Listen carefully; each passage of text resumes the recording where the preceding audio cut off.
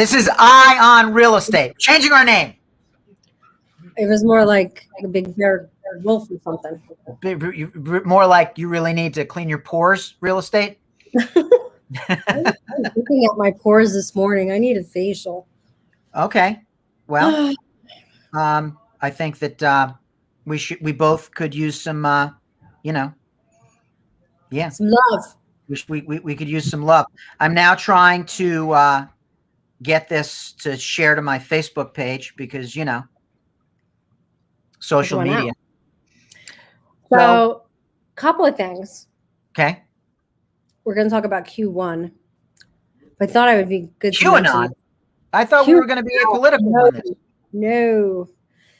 Quarter one and why it's important. Oh, quarter one.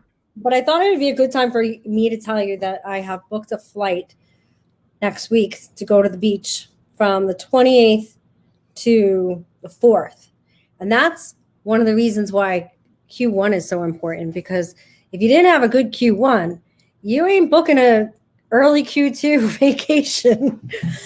But it's much needed in this household. And actually, after going over everything I've accomplished this quarter, it enabled me to make that decision and say, okay, I can take this little break and do this and still hit my goals. So I'm pretty excited about that. So that's just a kind of a little prelude as to why it's so important. But as you know, April marks two very important milestones for business owners. And you are a business owner. I am a business owner, but every single agent is a business owner, right? Yes. So April is two important things: taxes and the start of the second quarter. So obviously you should leave your taxes to your accountant. Make sure that you get them in on time and do all that good stuff. Not a bad but it's a great time, Q2, to get an assessment of how the year is going, if you're on pace, determine what you're doing well, and where your business can improve. And if you've gotten good results, it's also a really good time to analyze exactly what those good results are, how you got them, and how to do more of it, right? Right. You do not a postmortem, but what did we do right so we can do more of that? Yeah, exactly. Yeah. Mm-hmm. And then it helps you to lean into the annual goals, because if you're only just looking at your goals on an annual basis, number one, they kind of tend to feel unattainable. Like I had a great meeting with an agent today, and she's like way ahead for Q1. So it didn't make her sit back and be like, well, I'm just going to relax for the rest of the year. She was super excited at being able to recognize, when we broke down where she got the listings from and talking about the buy side, about being able to now double down on the efforts that got her to be ahead for Q1. Now, obviously, a lot of that is riding the wave of buyers, but it's important. So, then you want to reset your second quarter goals based on where you're at in your first quarter goals. I mean, how can we think a business plan or business goals are going to stay the same if Q1 is way up or way down? Right. Mm-hmm. And I'm not saying if it's way up, you should adjust to come down. You probably should adjust up. You underdid your goals. Maybe you were poised. There's lots of reasons, right? And because of the hot market. And then you get to Q2 and you get to Q3 and you get to Q4 and you kind of do the whole thing each quarter, and then you're stringing it all together for your end results. This sounds familiar. Yeah. I don't know. I think I've done some of these things before. Yeah. They mentioned the hot market. Mm-hmm. I'd like to interject something. Mm-hmm. So I know we're unscripted, but we're not unstatisticked here. Correct. How by what percentage do you think the volume of sales in Q1 this year was over Q1 last year? 10, 20. What do you think percentage it was up? Actually, it probably wasn't up so much. It was Q2 that was probably down. Okay. Q1 in Westchester County, mm-hmm. there were 1,060 single-family home closings. Mm-hmm. Q1 in Westchester County this year, 1,511. We are up 50 Wow. in transaction. I wouldn't have guessed that. Honestly, I would have thought on 20 or under, but I shouldn't be guessing. I should know these numbers. But And that's why there's nothing to buy. Yeah. Because we were low inventory last year, and we ate into what little inventory we had. Prices have gone up. Median price in Westchester went up from 640 to 708. Wow. The median sale price this quarter was $8,000 higher than the median list price. The average house of that sold over asking. Wow. And it was not just Westchester. It was Putnam went from 225 to 369 sales. Yep. And a median price of 335 to 390. The median price in Putnam County is pushing $400,000. Wow. Now, Q1 typically has a chunk of results that come from Q4 of the prior year, some of which are the slowest months in our cycle. The holidays, December, Thanksgiving, we see a big slowdown from about the middle of November through the end of the year. We did not have that same sort of cycle this year. Right. Exactly. Speaking of a hot market. Yeah. Speaking of a hot market. Now, I did see a couple of deals fall apart in the last week. Sure. So I think we will see a little bit of adjustments. And like you said last week, I think it will be a stable shift, a shift more into stability than some sort of major shifts from sellers to buyers market. I don't think we're going to see a big crash, but I do think that we will at some point see more motivated sellers hit the market because of the end of the moratoriums. We'll see more distress. We talked about that last week, but yeah, right now it's awfully good to be a seller. And even if we do have a deal die, even if a transaction for some reason can't go forward, that doesn't mean that it's going to cost the sellers money. It could very well mean the sellers might get more money the next time. Oh yeah, we've seen that too. Yeah, for and sure. Excuse me while I go off character and ask my son to let Jake in. No, that's okay. So just so right? Now we've established in a balanced market, we've established one of us has a weird connection. We have a connection issue. So we've established that you're a business owner, I'm a business owner, and all our agents are business owners, right?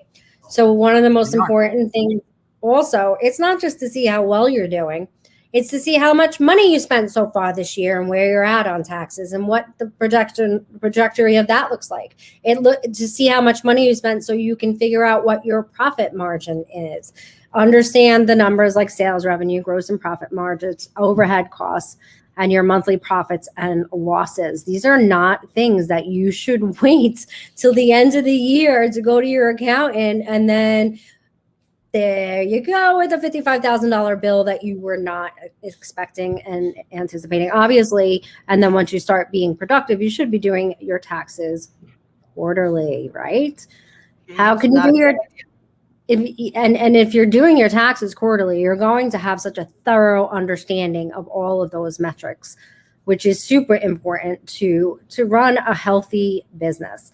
I know lots of realtors who are super successful at bringing in the money, but what they do in watching that money or understanding their profit line and understanding what they should and shouldn't be spending money on, they wait too long to think about it and they're just making decisions on the whim. Oh, I made all this money. They don't really know if they made all this money. I'm going to get this. I'm going to do that. I'm going to do this. So really, revenue and profit are two different things.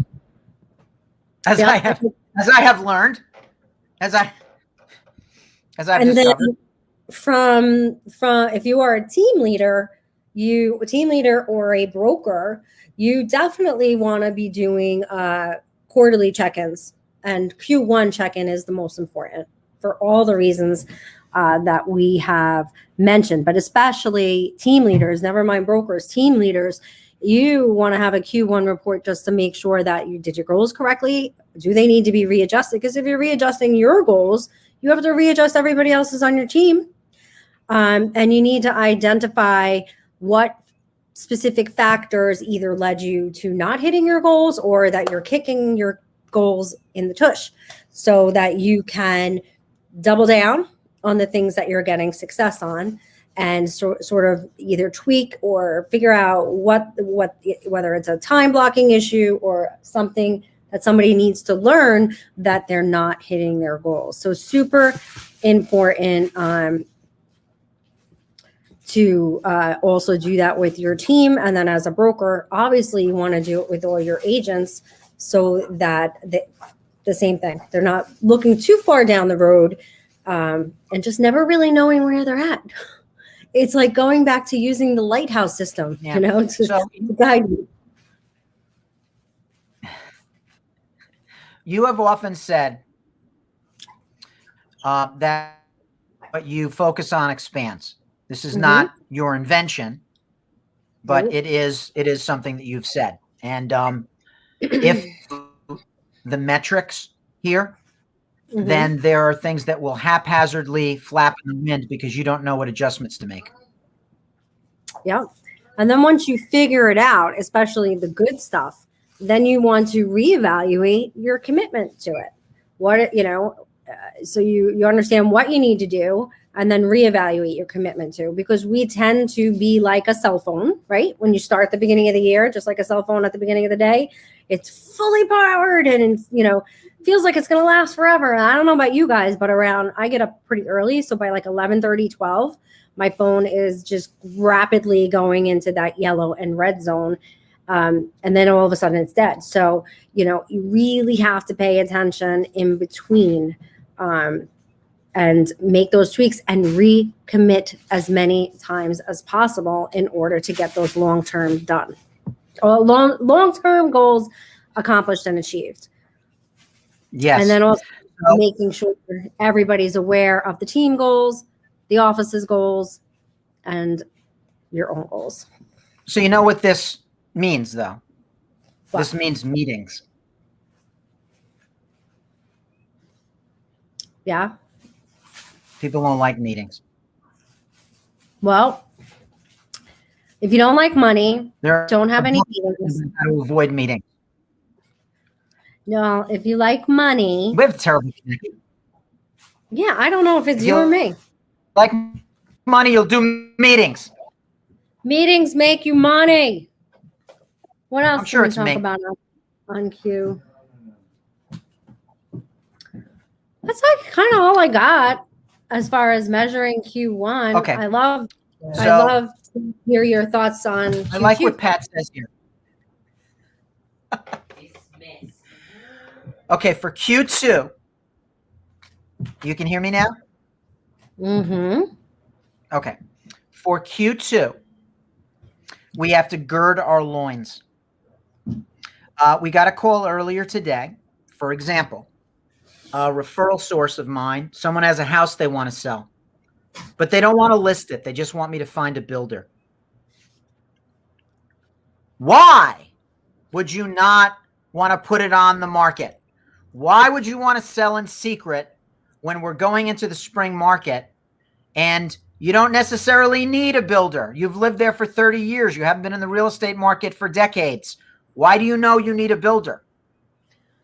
So we need to gird our loins for educating the sellers on current conditions, educating the buyers on what it's going to take, whether or not they should wait or not. And there's going to be a lot of loin girding, I would say, for Q2. And we should have modest but realistic goals for working with sellers, because for one reason or another, sellers are not flocking to the market the way they were in years past. Gird our loins. There you go. Gird them. Well, one of the things I use the lines I use right now is there is absolutely nothing you can do to put more value in your property today than put your house on the market today. Period. It's a fact. It's a fact. This is a seller's market, the likes of which I have never seen in my life, and I'm old. Mm-hmm. Are you older than me? I'm considerably older than you. Oh, good. I was born in 1967. 67? I was born in the prior decade. So it's not really considerably older, but yeah, I'm 53. Okay. Yep, it's definitely the craziest market. It's not my favorite market, as we already know, but take it. We will take it. Considering what I thought we were entering, Q1. No. Yes. Q1. It's probably the week of March 6th or 7th. I really didn't know what to expect. I certainly wasn't expecting this. And we're going to be working on giving out as much, lending as much support to consumer, we are youngsters, consumer confidence as possible. I mean, I've never seen consumer confidence like this in the real estate market. Considering all that is going on, it is still literally the hottest market we've ever seen. So, okay, so let me tell you how hot the market is right now. While I am talking to you, I am pleading with some agents via texts to return someone's call because it might be a seller. And I couldn't pick it up because I'm in a broadcast. And the first person I texted, they're at the building department. They can't call them. The second person I texted can call them back. Good. But we have to get this done, right? So it's a wonderful time to be a seller. It just is. We have something where I don't know that I can say how much a listing sold over asking the first week I had it, but a cartoonish amount over asking. Only four offers, all of them over asking, and one of them was like hilariously above asking. Like the ones that didn't get it, it's like, don't even. Why? You got no shot. This will raise property values in this municipality noticeably. So I don't know why there's all these trucks out here. There's like all these trucks passing my house. I think people are putting in a bunch of backup generators here. Those are those big propane tanks I'm seeing. Probably. There's a lot going on, Jen. A lot of what? There's just a lot of activity going on. There's a lot going on right now.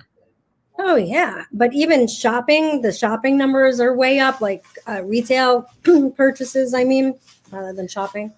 We have to figure out. In every aspect, consumer confidence is up.